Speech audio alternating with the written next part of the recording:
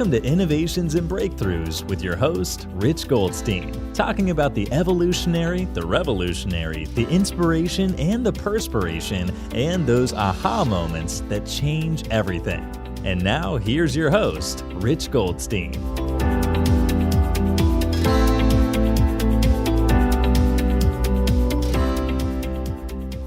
Rich Goldstein here, host of the Innovations and Breakthroughs podcast, where I feature top leaders and the path they took to create change.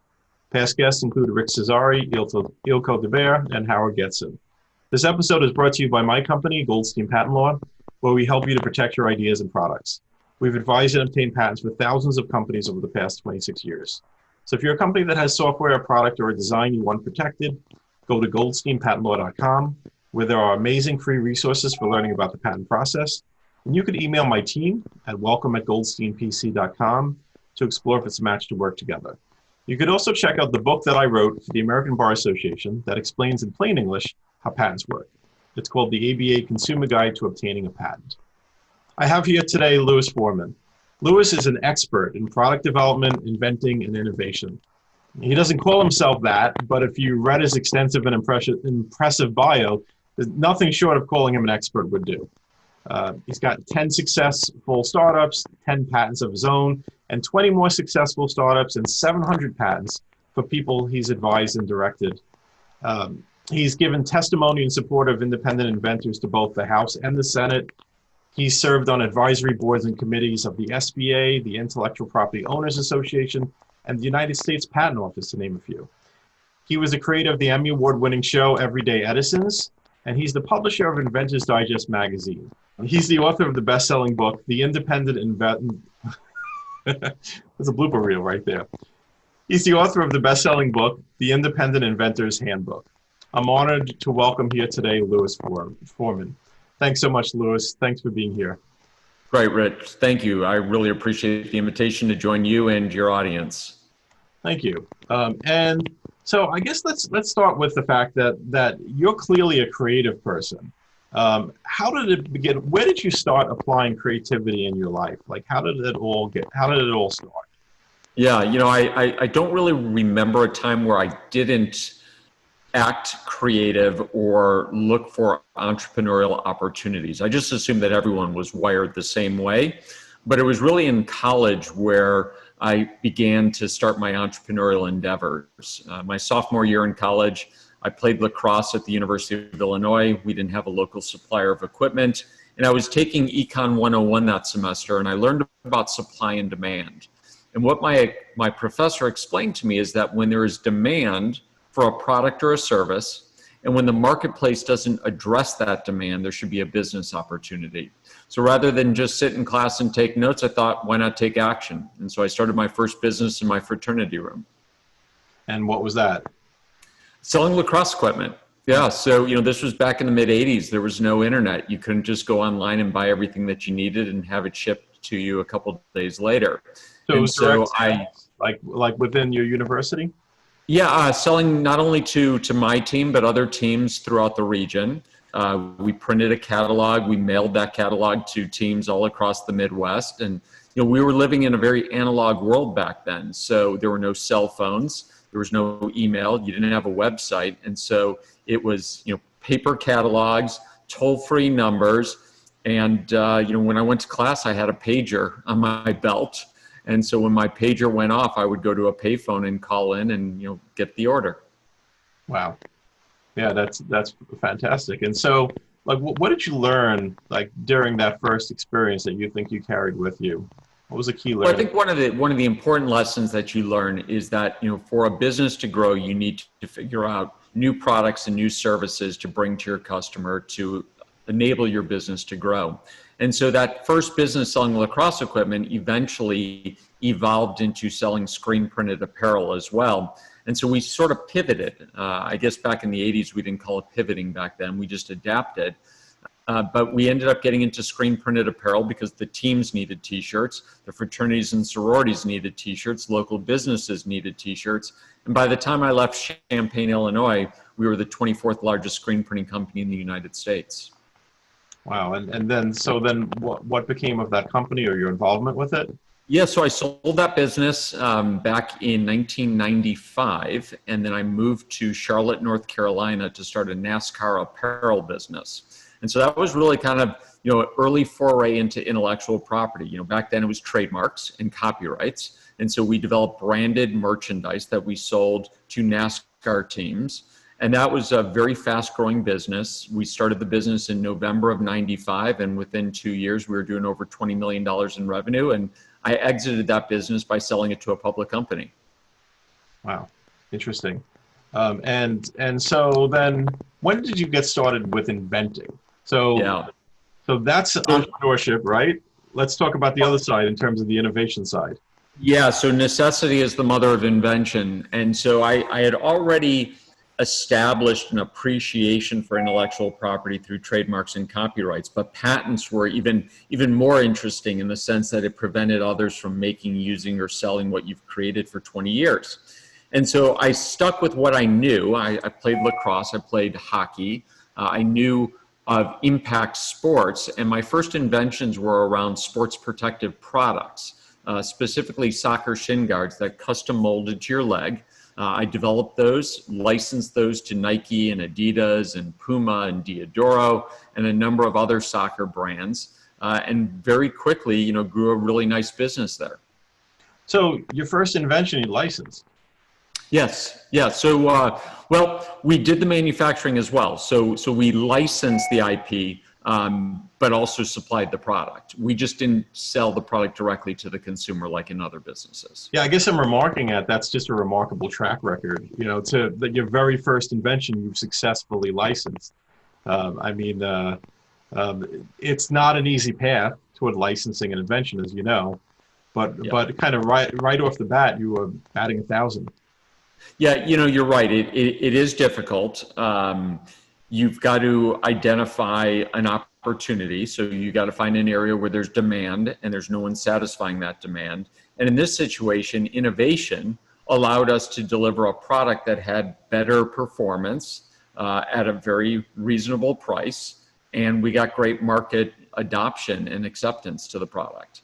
But it also led me to where I am today. And that is, when you're bringing a product to market, it's a really difficult process. I mean, you end up working with a lot of companies. You work with design firms and engineering firms, marketing firms, branding agencies, web developers, PR agencies, videographers. And if all of those resources aren't well orchestrated, there's a chance for failure. And so, what I experienced over the years is that when a product was successful, everyone took credit for it. But when a product failed, everybody blamed somebody else. Right. And so, my next company is a business called Inventys, where we brought all those resources under one roof and said, we're going to be held accountable for success. We're not going to make up excuses. We're going to manage these variables. We're going to deliver these resources. And if we're successful, then, we should be rewarded based on that success.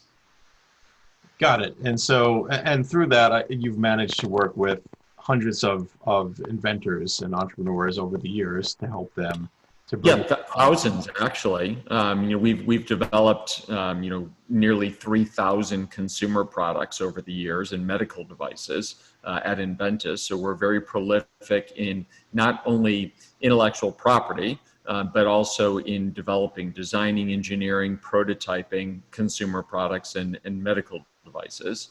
But we've also helped, hundreds and hundreds of businesses get started, through their initial product that we developed for them. Got it. And so what do you think the learning is for an inventor in terms of like what works when you're able to successfully orchestrate all of these different providers in order to bring the person along to the path? So where do you think the juggernaut is that people typically hit when they try this on their own? Well, sometimes they don't know all the resources, or they try to do too much of it on their own and they're just not capable of doing it. But the reality is life just gets in the way. You have this great idea and you decide that you want to pursue it, but then you realize it's a big investment, and that's money that would be used for your children's education or vacations. you realize that it's a lot of time away from the family or time away from your job or other social activities. But the biggest issue is that, people just don't completely understand the process. And so they end up spending a lot of time that would have been, better served by having a professional do it. Got it. And so it's a matter of what's required is steadiness and a steady commitment. And people's commitment, I guess, tends to ebb and flow, where they are initially excited and passionate, but then life gets in the way, and then they don't put in that steady effort that's required, I guess. Yeah, the reality is innovation is the idea plus the execution. And so coming up with the idea is the easy part.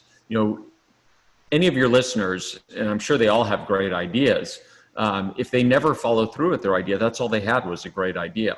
But that execution unlocks the value of the idea. And in many cases, those ideas will go on to be the foundation of successful businesses. Yeah, absolutely. And so when people don't follow through, then I've often said that the reason that inventors fail is that they stop. That's like the only reason, because if you're determined and you keep going, then you haven't failed yet, and you can continue to try something different. You can pivot. You can speak to someone new that might have a new path for you to take. But like truly, the only reason that inventors fail is that they stop. Absolutely. And failure is not the end of the process, right? Failure is just part of the innovation process, because if you're not failing, then you're not reaching far enough. You're not going to uncover a game-changing technology or a disruptive technology. And so, one of the great interviews that I've done over the years when we were doing our TV show, Everyday Edisons, was to interview James Dyson. And, if you know the story of James Dyson, he had 5,127 prototypes. So in his mind, he had 5,126 failures before he finally got the version of the vacuum cleaner that he was most pleased with.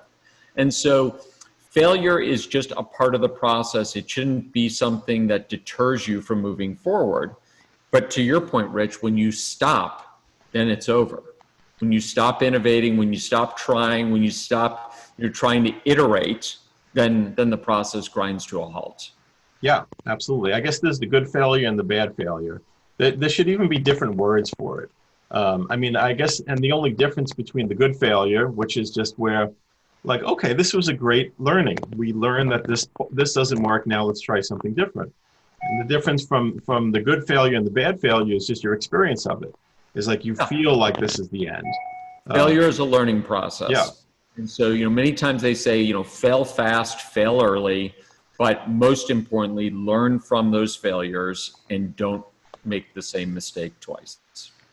Absolutely. And so let's talk about the intersection between innovation and entrepreneurship. I know that's a subject that you're passionate about. Yeah, I've got a great seat of that intersection in the sense that we work with both. We work with entrepreneurs who have ideas for businesses, and they're willing to assume a certain amount of risk for the rewards, typically monetary.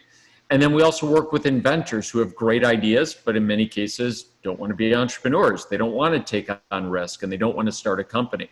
And so sometimes you have that rare occasion where someone has both, where they're an inventor and an entrepreneur. But in many cases, we have this community of inventors at Edison Nation and our readers at Inventors Digest. We have entrepreneurs who hire us at Enventys to help them develop their products.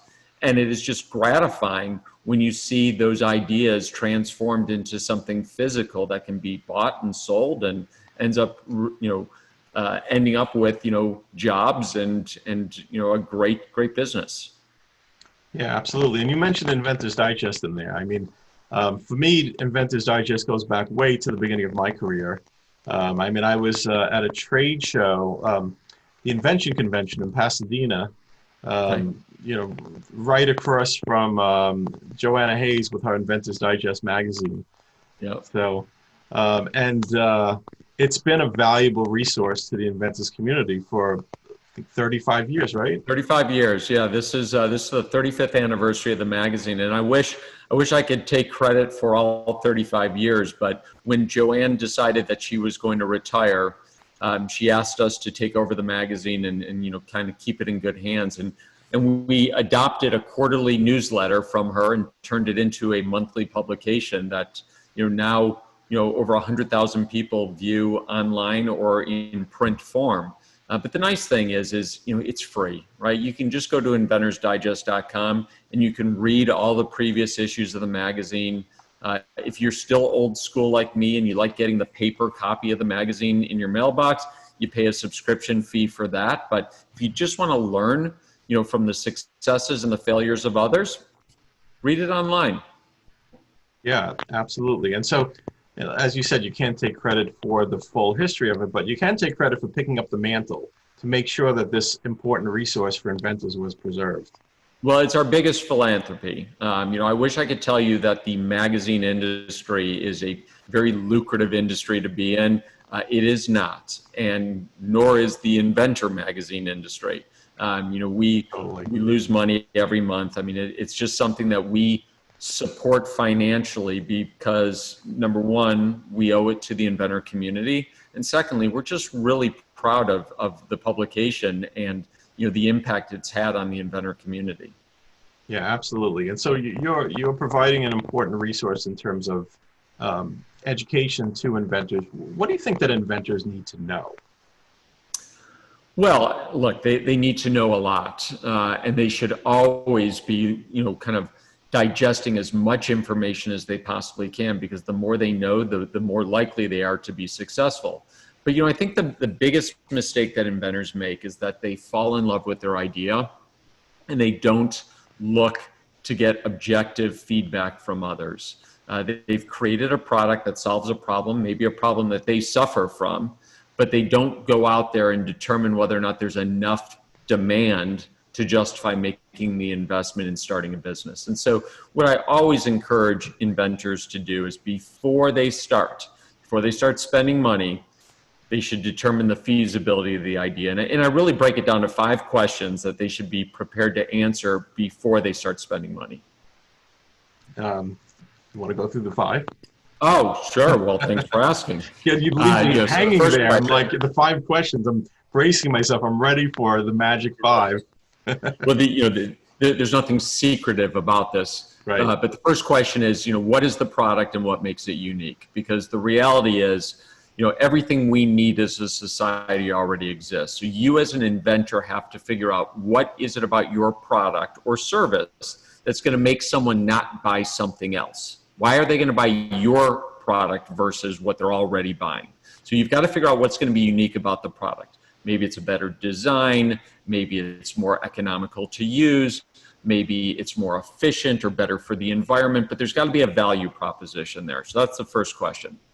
Second question is you got to be able to identify who your customer is, because in many cases, entrepreneurs and inventors assume that the whole world wants their product, and that's just not true. And so you got to figure out who your perfect customer is, how old they are, how much money do they make, their education level, their geographic location, because you need to be able to quantify the size of this market. And then the third question is you've got to determine whether or not there's demand for the product. And so don't ask your friends, don't ask your family. Of course, they're going to be supportive. Ask who your perfect customer is. So if you can define who your customer is, you can ask them. And you can do surveys, you can do online, you can go and look at competing products and look at their reviews, or you can do one-on-one intercepts. But you've got to figure out whether or not people want your product and how much they're willing to pay for it. And then question 4 is, how much money do you need? And so the number one reason businesses fail is they run out of capital, not passion or enthusiasm. They just run out of money. And so before you start this journey, make sure you've got enough money to get you to profitability. And then finally, the last question is, where's that money going to come from? Because you don't want to start the process until you have enough to get you to where you're going. So 5 questions. If those answers don't add up, if you don't believe that your idea is feasible, then just wait, because there's no statute of limitations on being an inventor. You want to pursue the opportunity when the timing is right. Excellent. Excellent. And so, yeah, now I can see the show notes for this episode. Like in this episode, Lewis will talk about the 5 questions that every inventor needs to ask. Right. So now we have it. Let's talk about IP. So, like, what role do you think that IP plays in the growth of a product-based business? Yeah. Well, first off, IP is the incentive to be an innovator, to be an inventor.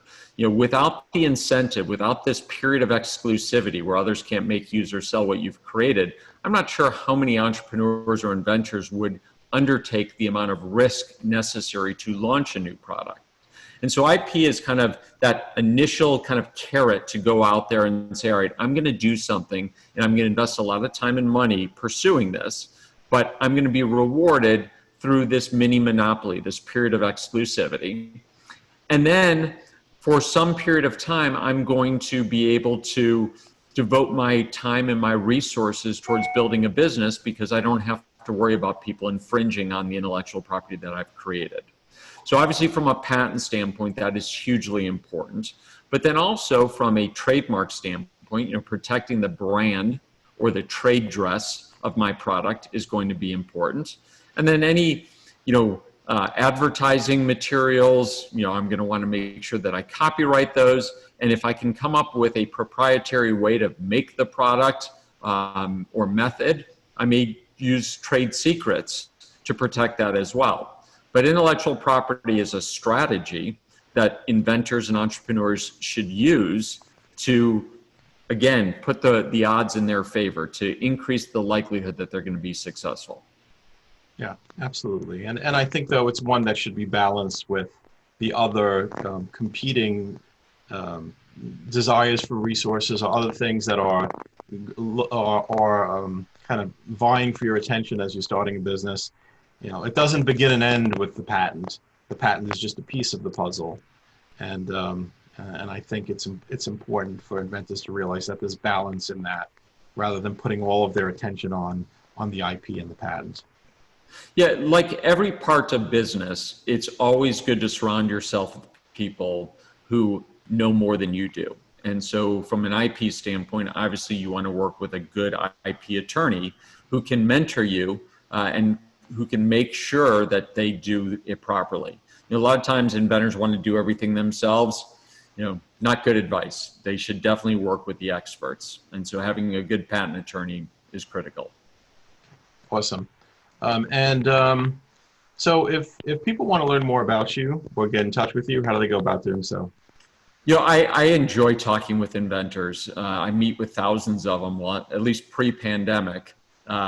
Physically traveling to inventor events and trade shows and conferences. I love hearing the stories. I love being a resource. But today, the easiest way to reach me is by my email address. I respond to every single email that I get.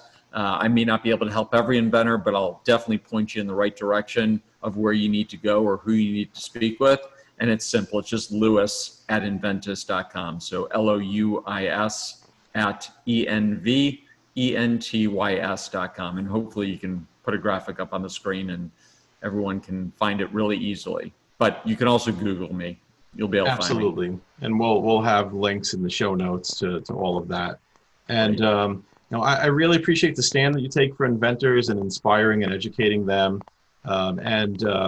Just being willing to have them learn from your experiences, learn from your successes. And I think it's just an awesome example for the inventor community. So I appreciate you doing that, and I appreciate you being here. Hopefully I'll get to see you in person one of these days. But for now, thanks for being on the show. Great. I appreciate it, Rich. Thank you very much. Thanks for listening to Innovations and Breakthroughs with your host, Rich Goldstein. Be sure to click subscribe, check us out on the web at innovationsandbreakthroughs.com, and we'll see you next time.